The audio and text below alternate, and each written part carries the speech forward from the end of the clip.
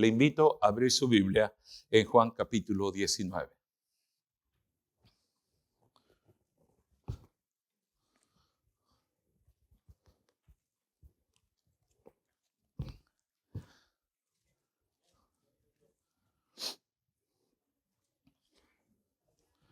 Juan 19. ¿Lo tienen, mis hermanos? Si es la primera vez que usted está con nosotros tenemos ya meses estudiando el Evangelio de Juan. Es nuestra costumbre en la iglesia, es lo que hacemos la mayoría del tiempo, es estudiar la Escritura a un libro a la vez. Y lo estudiamos capítulo por capítulo. Y en los últimos, de hecho todo el año, nos ha tomado el año pasado y al principio de este año, hemos estudiado el Evangelio de Juan. Y ya estamos en el capítulo 19 de Juan, ya solamente nos quedan 3 capítulos más, ya vamos terminando el capítulo 19 y nos quedan dos capítulos más para terminar de estudiar el Evangelio de Juan. Vamos a tener, de hecho tenemos todos los mensajes que hemos hecho en el Evangelio de Juan, ahí están en nuestra página de Facebook y también en YouTube. Nos pueden encontrar en YouTube y ahí están todos los mensajes, pero también vamos a poner los mensajes, gracias a nuestro hermano Ricardo, que ha hecho un trabajo muy hermoso de editar solamente los mensajes y los vamos a subir y los vamos a poner en un lugar específico. Todos los mensajes del Evangelio de Juan. Eso solamente es para que espere y usted pueda también ver los mensajes que hemos hecho en el Evangelio de Juan. Mis hermanos, hemos visto y hemos estudiado la pasión y la crucifixión de nuestro Señor Jesucristo con detenimiento. Hemos estado estudiando y lo dijimos hace unas semanas que no nos íbamos a apresurar, que íbamos a hacerlo con cuidado. Queremos ver los detalles de lo que sucedió en la cruz. Queremos ver lo que sucedió cuando nuestro Señor dio su vida por nosotros. Así que seguimos el relato, mis hermanos, el relato que hemos comenzado desde hace algunas semanas atrás. Hemos visto el arresto de Cristo, del Señor Jesús, hemos visto su juicio y hemos visto, también vimos la semana pasada, su camino desde el pretorio hasta el Gólgota, desde el pretorio hasta el Monte Calvario, lo que algunos llaman o que comúnmente se conoce como la Vía Dolorosa. Vimos lo que sucedió mientras el Señor llegó hasta el Calvario. Y ahora continuamos, mis hermanos, con nuestro relato. Precisamente el viernes a las 9 de la mañana, el Señor está ya clavado en la cruz del Calvario. Y es donde retomamos nuestro relato, nuestra narrativa. Ahora, quiero que recuerde que en la cruz del Calvario, nuestro Señor, según los evangelios, nos dice que pronunció 7 diferentes frases que son regularmente conocidas como las 7 palabras de Cristo en la cruz. Ahora, la semana pasada ya mencionamos la primera de estas 7 frases. Recuerde que mientras el Señor le estaban crucificando, el Señor decía una y otra vez, ¿qué decía? Padre, perdónalos porque no saben lo que hacen. Y esa es la primera frase o palabra de las 7 que tenemos registrada, que se registra en los evangelios. Ahora usted sabe que estamos tomando como base el pasaje de Juan, pero también estamos viendo lo que otros evangelios nos dicen de lo que sucedió cuando Cristo murió. Ahora, mis hermanos, Cristo está clavado en la cruz. Ahí retomamos nuestra narrativa. La gente se está burlando de él. Los sacerdotes y los líderes religiosos judíos están tranquilos, se sienten tranquilos, se sienten que ya tienen la victoria, piensan que ya pueden dormir tranquilos, acaban de destruir al hombre que tanto les amenazaba. Incluso se sienten tan seguros de su victoria que empiezan a burlarse de él también. Y le gritan cosas como que, si eres realmente el Hijo de Dios, ¿por qué no te bajas de la cruz? Y ahí es donde retomamos la narrativa. Y para entender el contexto, le invito a que vaya conmigo, por favor, al vamos a ver el verso 17 y verso 18 de Juan 19. Y él cargando su cruz, salió al lugar llamado de la calavera, o sea, el Calvario, en hebreo, Gólgota. Y ahí le crucificaron. Y con él crucificaron a otros dos, uno a cada lado, y Jesús en medio. Era común, mis hermanos, no era común que los romanos crucificaran a una sola persona. Lo regular es que crucificaran a varias personas. El impacto sería más en la comunidad. El miedo que los romanos querían poner en las gentes, en las comunidades, era mayor entre más personas fueran crucificadas.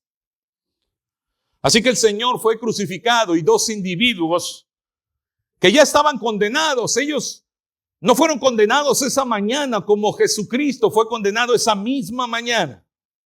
Recuerda, el Señor fue condenado y Pilato dio luz verde para que fuera crucificado e inmediatamente fue sacado del pretorio para ser llevado a la cruz. Pero aquellos hombres no tenemos ninguna idea cuánto tiempo ellos estaban esperando ser crucificados. Lo que sí sabemos, hermanos, es que estaban ahí en el pretorio, listos, esperando su desenlace fatal, que los llevaran a la cruz. Ahora, mis hermanos, otra cosa que sabemos con certeza es que no eran dos ladrones los que estaban esperando ser crucificados. Sabemos perfectamente que no eran dos, eran tres. Eran tres ladrones que estaban esa mañana esperando para ser crucificados. Hasta esa mañana, muy temprano, estos hombres compartían, estos asesinos, estos ladrones, compartirían un destino terrible, un destino final. Y de repente en aquella mañana, muy temprano, uno de ellos recibe una noticia que jamás se hubiera imaginado recibir. Uno de ellos llegaron y le dijeron: vete para tu casa, estás libre. ¿Sabes qué? Alguien más va a tomar tu lugar. Alguien más va a ser clavado en tu cruz. Va a ser puesto uno va a ser puesto en el lugar que tú te mereces. Y Barrabás, el culpable, mi hermano, fue liberado. Fue liberado porque la gente pidió que él fuera liberado, ¿recuerdas? Y en lugar de él fue crucificado un hombre inocente. Un hombre inocente fue clavado en la cruz. Es más, no solamente inocente, un hombre que jamás había pecado. Mis hermanos, la cruz no fue hecha para Cristo. La cruz fue hecha para el culpable, para el pecador. Era la cruz de Barrabás. ¿Qué figura más hermosa? Si es una figura triste, pero qué figura más hermosa para ti y para mí. Jesús murió en lugar del pecador.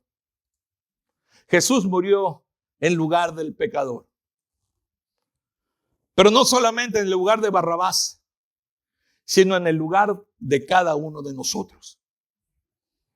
Mi hermano, esa no solamente era la cruz de Barrabás. Jesús tomó el lugar de Barrabás y tomó también nuestro lugar. Tomó mi lugar y tomó tu lugar, porque somos pecadores y merecemos la condenación, pero la gracia del Señor nos ha alcanzado. Qué gloriosa verdad. Jesucristo tomó el lugar de Barrabás, pero también tomó nuestro lugar. Esa cruz también era nuestra cruz. Esa cruz nosotros no la merecíamos. La paga del pecado es muerte, mas la dádiva de Dios, ¿qué es? Es vida eterna. Dele la gloria al Señor. Y fue colgado, mis hermanos. Dele la gloria al Señor. Y Jesús fue colgado en aquella cruz, mis hermanos, en medio de dos ladrones. Aquellos dos ladrones no fueron liberados. Fueron crucificados, uno a cada lado de Jesús. Qué condena tan terrible. Qué cosa más horrible lo que les esperaba a aquellos hombres. Pero permítame poner este pensamiento en sus mentes, hermanos. que aquellos hombres, aunque estaban clavados en aquellas cruces, estaban en el mejor lugar que ellos podían estar. ¿Sabes por qué? Porque estaban cerca de Jesús. Estaban cerca de Jesús. ¿Qué mejor lugar que estar que cerca del Señor? Quiero que tengas esto en mente cuando estés en cualquier circunstancia difícil. No hay mejor lugar que estar cerca de Jesús. Por más oscura que se vea la situación en que un día te encuentres, asegúrate que estás cerca del Señor. Y sabes que aquellos hombres que habían vivido su vida despiadadamente, habían malgastado sus vidas. Ahora aquellos dos hombres se les otorgaba la oportunidad más grande de sus vidas. Estaban cerca de Jesús. Se les da la oportunidad, mis hermanos, de vida eterna. Y uno de ellos la desperdicia. Y otro la aprovecha. Pero los dos estaban en el mismo lugar. Mis hermanos, miles y miles de veces a través de la historia de la iglesia se ha compartido el evangelio. Aquí en esta iglesia compartimos el evangelio. Y el Señor a veces quiere tocar nuestras vidas. Todo el tiempo el Espíritu Santo de Dios trabaja en su iglesia. Y hay personas que no quieren escuchar. No desaproveches la oportunidad de estar cerca de Jesús. Y clama a Él. Acércate a Él. Fíjate lo que sucedió. Quiero que vayas conmigo a Lucas 23. Vamos a ver la historia de estos dos hombres que estaban clavados en aquellas cruces junto con Jesús. Quiero que veas lo que dice Lucas 23, comenzando en el verso 39. Primero vamos a ver al hombre que desaprovechó la oportunidad. Dice, y uno de los malhechores que estaban colgados, ¿qué hacía? Injuriaba al Señor. ¿Y de qué manera lo hacía? Dice que ese hombre decía, si tú eres el Cristo, sálvate a ti mismo. Y luego aprovechó, dice, y a nosotros también. Respondiendo el otro hombre, le reprendió y le dijo, ni aún temes a Dios, ni aún temes tú a Dios estando en la misma condición. Nosotros a la verdad justamente padecemos porque recibimos lo que merecieron nuestros hechos, mas ¿qué dijo aquel ladrón? Ningún mal hizo. Dice, y dijo a Jesús, este es el ruego de aquel hombre, acuérdate de mí cuando vengas en tu reino. Entonces Jesús le dijo, de cierto, amén. Recuerda esa palabra, amén. De cierto, te digo que hoy estarás conmigo en el paraíso. Gloria sea al Señor. Uno de ellos, aquel que desperdició la oportunidad, en lugar de poner atención a quien estaba a un lado de él, escuchó las injurias de las personas y se unió al coro que se burlaba de Jesús. Las burlas venían de la multitud. Si eres hijo de Dios, bájate de la cruz. Y él se une a la misma injuria. Y reta a Jesús a que se baje de la cruz. El reto del ignorante. De aquel que no sabe que si Jesús no se baja de la cruz es porque voluntariamente ha ido a la cruz para morir por tus pecados y mis pecados.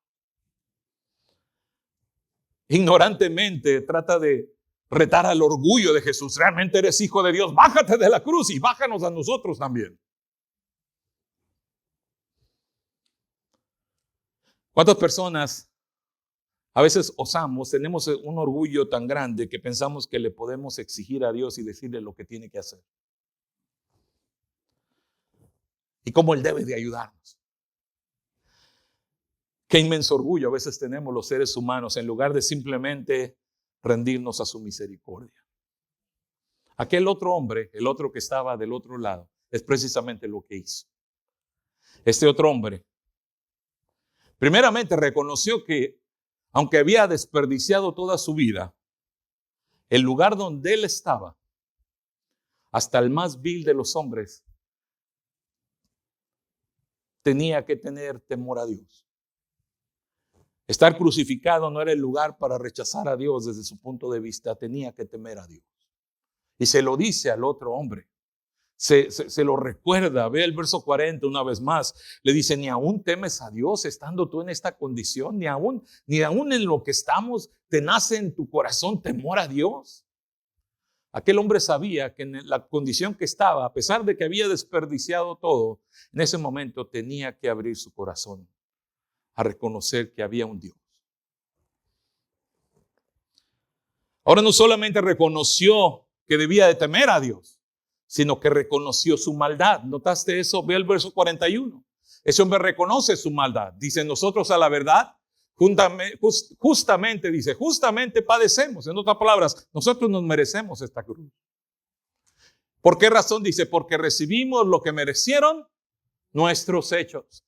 No solamente reconoce que él era pecador, que era culpable, sino también de una manera clarísima reconoce que Jesucristo era inocente.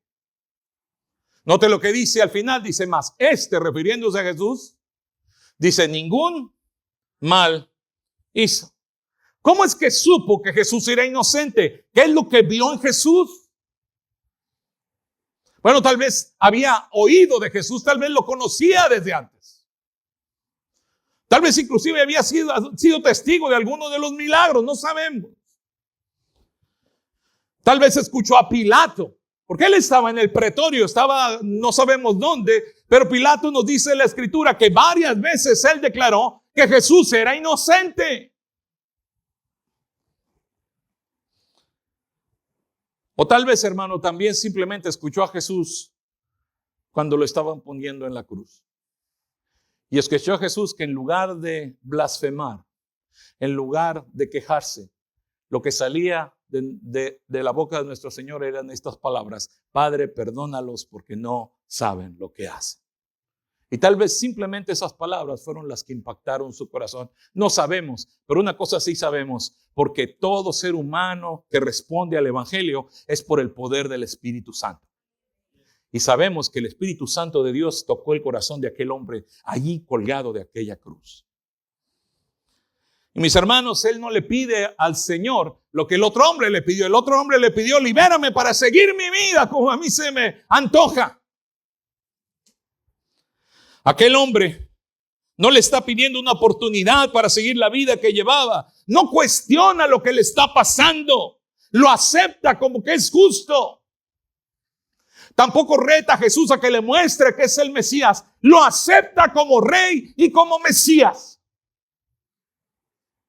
sin ninguna prueba necesaria. ¿Cómo sabemos que lo aceptó como rey? ¿Cuál fue su petición? Ve el verso 42. Acuérdate de mí, ¿qué dice? Cuando vengas en tu reino. Lo acepta como Mesías y como rey. Aquel hombre sabe que el letrero que está encima de Jesús no es una burla, es verdad. Él es el rey. Y le pide misericordia, mis hermanos. No le exige nada a Jesús. Solo se abandona a la misericordia de Dios. Se abandona a su voluntad. No quiere volver a su vida pasada. A él no le pide: Señor, déjame volver a mi vida pasada. No. Lo que quiere es salvación. Lo que quiere es redención. ¿Y sabes lo que dice la Escritura? En la Escritura hay una promesa hermosa. Y es una promesa del Antiguo Testamento. En Jeremías 33:3. ¿Alguien sabe lo que dice esta promesa? ¿Lo quieres leer conmigo? ¿Qué dice la promesa? Clama a mí y yo te responderé. Y te enseñaré cosas grandes y ocultas. En aquella cruz, hermano, aquel hombre clamó a Dios. Y Dios le respondió inmediatamente. El Dios que estaba clavado en la cruz, el Cristo encarnado, le responde y le muestra y le otorga cosas grandes, ocultas, que él no conocía y que tampoco se merecía. Y le dice el Señor: de cierto, hoy mismo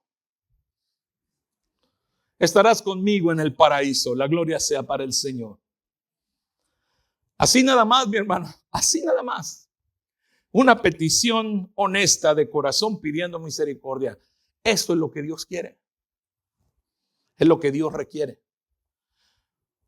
una petición, un corazón entregando su voluntad a la voluntad de Dios, reconociendo quién es Dios y reconociendo su propio pecado. Es todo lo que aquel hombre necesitó, salvo por gracia. Y aquel hombre recibió la promesa de vida eterna. Y sabes que hasta el día de hoy sigue siendo igual. Si tú no conoces a Jesús como tu Salvador personal, esto es lo que se requiere. Requiere que tú abras tu corazón a Él. Que le rindas tu vida. Que clames a Él. Que pidas misericordia. Que te dirijas al único que te puede salvar. Y sabes que un clamor así nunca será dejado sin respuesta. Porque el Señor dice, clama a mí y yo te responderé. Y también Cristo dijo, el que viene a mí, yo no le echo fuera. Y aquel hombre en aquel día recibió la promesa, clamó y Dios le respondió. La gloria sea al Señor. Sigue el relato, ve conmigo a Juan 19, por favor, verso 25. ¿Lo tienes ahí, hermano? ¿Estás conmigo? Estaban junto a la cruz de Jesús. Y quiero que note, junto a la cruz. Junto a la cruz.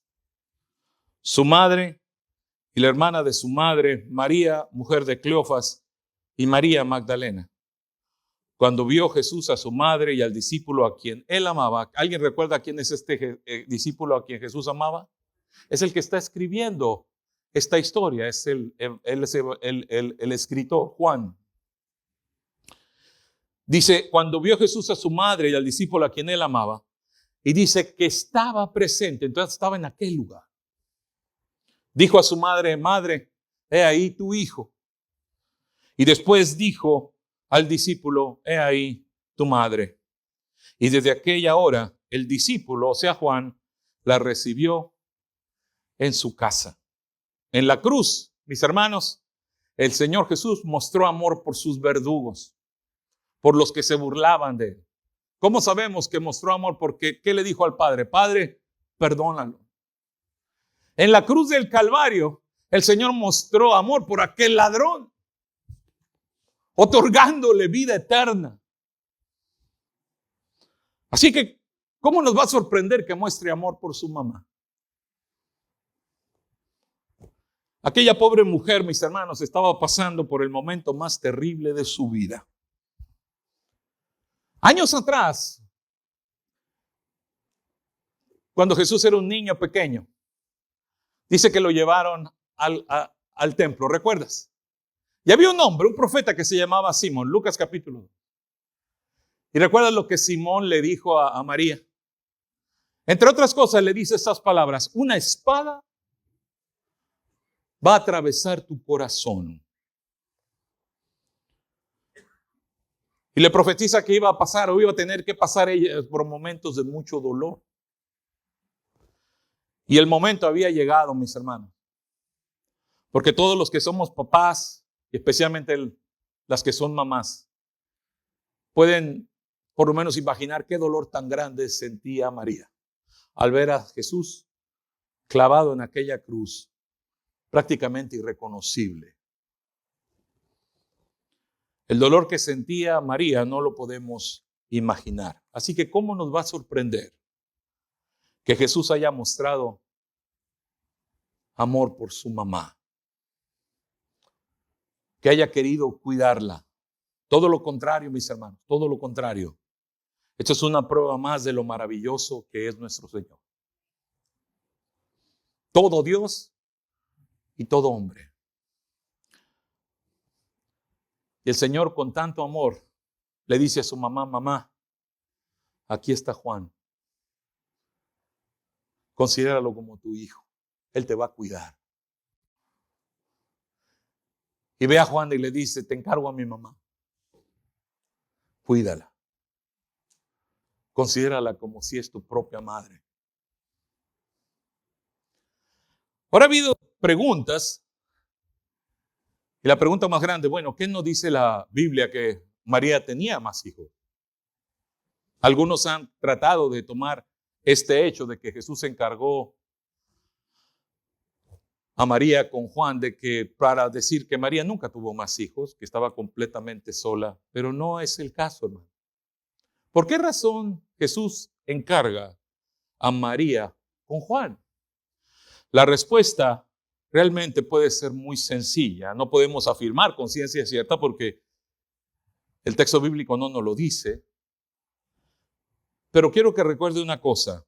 Hasta ese momento, ninguno de los hermanos de Jesús han creído en él. En otras palabras, entre sus hermanos no hay ningún creyente. Su madre no solamente iba a necesitar apoyo físico o apoyo emocional, también iba a necesitar apoyo espiritual. Así que es lógico que la haya encargado con una persona que él sabía que conocía quién era verdaderamente. También, mis hermanos, hay algo muy obvio. Juan está a un lado de la cruz y ninguno de sus hermanos están allí. Simplemente no están allí. Ahora recuerde también que todos sus hermanos son hermanos menores. El Señor tenía 33 años. La mayoría de edad para los hombres en aquellos tiempos era 30 años. Así que también muchos de ellos tal vez todavía no eran mayores, no habían llegado a los 30 años. No sabemos exactamente, pero lo que sí sabemos es que él era el primogénito de la familia. Él fue el primero que nació en aquella familia. Y era su prioridad, como prioridad de todo primogénito, de cuidar a sus madres viudas. Y el Señor le da el honor y el privilegio a su amigo, a su discípulo amado, que estaba allí al pie de la cruz. Sobre todo, mis hermanos, porque las próximas horas iban a ser terribles para María. María necesitaba todo el apoyo, no solo, como le digo, físico, emocional, sino también espiritual. Y el Señor le encarga a Juan que cuide a su mamá. ¿Recuerdan lo que dice aquel mandamiento? El primer mandamiento con promesa: honra a tu padre y a tu madre. Y allí en la cruz del Calvario el Señor afirmó este mandamiento. Sigamos leyendo, mis hermanos. Vaya conmigo a Mateo capítulo 27. ¿Está conmigo todavía? Mateo capítulo 27. Mateo 27, verso 45. El tiempo sigue, mis hermanos, y sigue el tiempo que el Señor estuvo en la cruz. El Señor no estuvo colgado en la cruz muchas horas. Fue colgado en la cruz a las 9 de la mañana. Y Mateo nos dice que algo extraordinario pasa a la hora sexta. La hora sexta, mis hermanos, son las 12 del día. Dice la Escritura, y desde la hora sexta hubo tinieblas sobre toda la tierra hasta la hora novena. La hora novena son las 3 de la tarde cuando murió el Señor. En aquel día en Jerusalén, mis hermanos, desde el mediodía hasta las 3 de la tarde, el cielo se oscureció, como si el cielo estuviera en luto. Quiero que recuerdes el día que Jesús nació. Dice que cuando Jesús nació, la noche se iluminó, ¿recuerdas? Pero el día en que Él murió, el día se oscureció. Las 4 frases que Jesús dijo, las dijo casi al final, cerca de las 3 de la tarde. Fueron muy cerca la una de la otra. Y la primera de estas últimas 4 frases o palabras la encontramos en Mateo 26, 46. Dice: cerca de la hora novena, Jesús clamó a gran voz diciendo: Elí, Elí, lama sabactani. Esto es: Dios mío, ¿por qué me has desamparado? Mis hermanos, al final de su sufrimiento, nuestro Señor Jesucristo cita las Escrituras. Estas palabras son una cita del Antiguo Testamento. El Señor está repitiendo el Salmo 22. No son palabras que solamente salen de su sufrimiento. Está citando las Escrituras. ¿Y por qué precisamente el Señor repite el Salmo 22? Era el Salmo 22 lo que estaba en la mente de nuestro Señor en este momento. Mi hermano, el Señor está sintiendo el peso de nuestro pecado. Qué duro es llevar el peso del pecado. Ahora imagínate llevar el peso del pecado de todo el mundo. Aquel que nunca pecó ahora experimenta el castigo del pecado.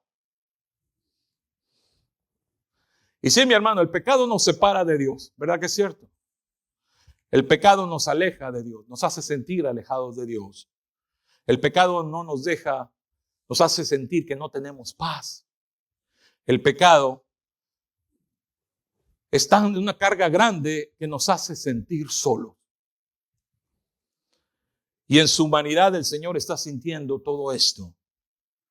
Pero al mismo tiempo, mi hermano, el Señor reconoce, y en su corazón y en su mente está el Salmo 22, porque Él reconoce que a pesar de que siente todo esto es voluntad de su Padre. Mi hermano, el Salmo 22 se escribió cientos de años antes de que Jesús muriera en la cruz. Y el Salmo 22 es asombroso. Quiero que lo leas conmigo porque es tan increíble lo que dice el Salmo 22. Recuerda, son palabras que se escribieron cientos de años antes del hecho de los momentos en que Cristo es crucificado. Y quiero que veas lo que dice el Salmo 22, que el Señor tenía en su corazón y en su mente, y lo dice: Dios mío, ¿por qué me has desamparado? Mira lo que dice el Salmo 22, verso 11. No te alejes de mí, porque la angustia está cerca, porque no hay quien ayude. Me han rodeado muchos toros, fuertes toros de Basán me han cercado. Abrieron sobre mí su boca como león rapaz y rugiente. Hermano, esto es un salmo profético, profetizando cómo el Señor se iba a sentir y lo que iba a experimentar mientras estaba en la cruz. ¿Cómo sabemos que está hablando del Mesías? ¿Cómo sabemos que está hablando del sufrimiento de Jesús? Mira con detenimiento más adelante. He sido derramado como aguas. Todos mis huesos se descoyuntaron. Mi corazón fue como cera, derritiéndose en medio de mis entrañas. Como un tiesto se secó mi vigor y mi lengua se pegó a mi paladar. Me has puesto en el polvo de la muerte. Porque perros me han rodeado, me han cercado cuadrilla de malignos, horadaron mis manos y mis pies. Contar puedo todos mis huesos. Entre tanto ellos me miran y me observan. Repartieron entre sí mis vestidos y sobre mi ropa echaron suertes. ¿No le parece esto maravilloso? Increíble. Cientos de años antes, el salmista escribe estas palabras describiendo exactamente lo que Cristo iba a padecer en la cruz. Y Cristo reconoce, estando en la cruz, que el Salmo 22 le describía a él. Pero note, el Salmo 22 también es un salmo de esperanza. El Salmo 22 nos expresa que aunque nos sintamos solos, podemos clamar al Señor. Mira el verso 19. Mas tú, Jehová, no te alejes. Fortaleza mía, apresúrate a socorrerme. La gloria sea para el Señor. En su humanidad, el Señor se siente desamparado y se aferra a las Escrituras, mis hermanos. Se agarra a las Escrituras. Se aferra a la verdad de que sí, todo estaba escrito y lo que él estaba padeciendo era la voluntad de su Padre, pero también sabe que su Padre iba a venir en su ayuda. Y sabe que la cruz no es una derrota, mis hermanos, es una victoria. Es una victoria. Juan 19, 28. Después de esto, sabiendo Jesús que todo estaba consumado, dijo para que se cumpliese la Escritura: tengo sed. Y estaba ahí una vasija llena de vinagre, entonces empaparon en vinagre una esponja y poniéndola en un hisopo, se la acercaron a la boca. ¿Por qué Juan le interesa tanto este detalle? Muy sencillo, mi hermano, porque es una vez más otro cumplimiento de una profecía. Y si Jesús cumple las profecías, Él es el Mesías que había de venir. ¿Dónde está esta profecía? Está en el Salmo 69. Tú sabes mi afrenta, verso 19, mi confusión y mi oprobio. Delante de ti están todos mis adversarios. El escarnio ha quebrantado mi corazón y estoy acongojado. Mire lo que dice en el Salmo 69. Esperé quien se compadeciese de mí. ¿Y qué? Y no lo hubo. Dice, y no lo hubo. Y consoladores, dice, y ninguno lo hallé. Vea el verso 21. Me pusieron además, y él por comida, y en mi sed me dieron a beber vinagre. Y Juan dice, Jesús cumple todas estas profecías. Yo lo vi, que en la cruz del Calvario, dice Juan, él pidió que le saciaran su sed. Y yo vi cuando alguien le dio vinagre. Es lo que nos está diciendo Juan, exactamente como se había profetizado. Aquel que convirtió el agua en vino, mis hermanos, tenía sed. Aquel que alimentó más de 5,000 personas, miles de personas, hasta que se saciaran, tenía sed. Aquel que levantó a Lázaro de los muertos tenía sed y nadie le acercó un poco de agua. Tenía sed y le dieron vinagre. ¿Quién hace una cosa así? ¿Quién le da a un moribundo una esponja llena de vinagre? Cuando tienes toda su boca partida, cuando su sed no es una sed común que usted y yo sentimos, es una sed terrible, una sed producto de toda la sangre que él ha perdido, está a punto de morir y clama y pide, tengo sed, y le dan vinagre. Juan 19:30, cuando Jesús hubo tomado el vinagre, dijo, consumado es.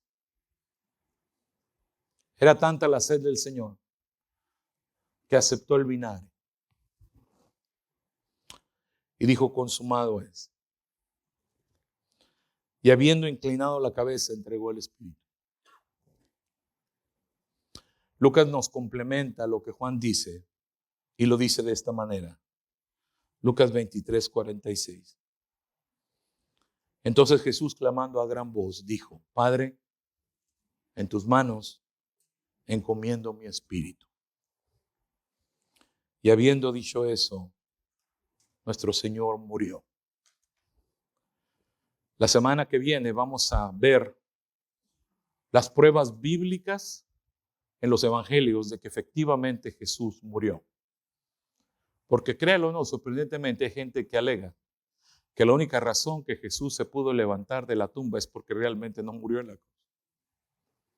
Pero no, mis hermanos, la resurrección es sumamente importante, pero también es sumamente importante que afirmemos bíblicamente que Jesús en aquel día murió.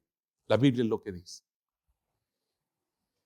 Y mis hermanos, con su muerte, consumado es. El sacrificio ofrecido, la sangre de Cristo, la vida del Rey de Reyes y del Señor de Señores, ha sido ofrecido al sacrificio y ha sido aceptado por Dios. La obra de redención fue terminada en la cruz. El plan de Dios se cumplió. No hay nada que alguien pueda hacer más o que tenga algo que hacer. Nadie puede añadir ni una pequeña cosa a la perfección del sacrificio de Cristo. La deuda es saldada. Ya no se debe nada. Él murió en la cruz del Calvario y pagó el precio por nuestros pecados.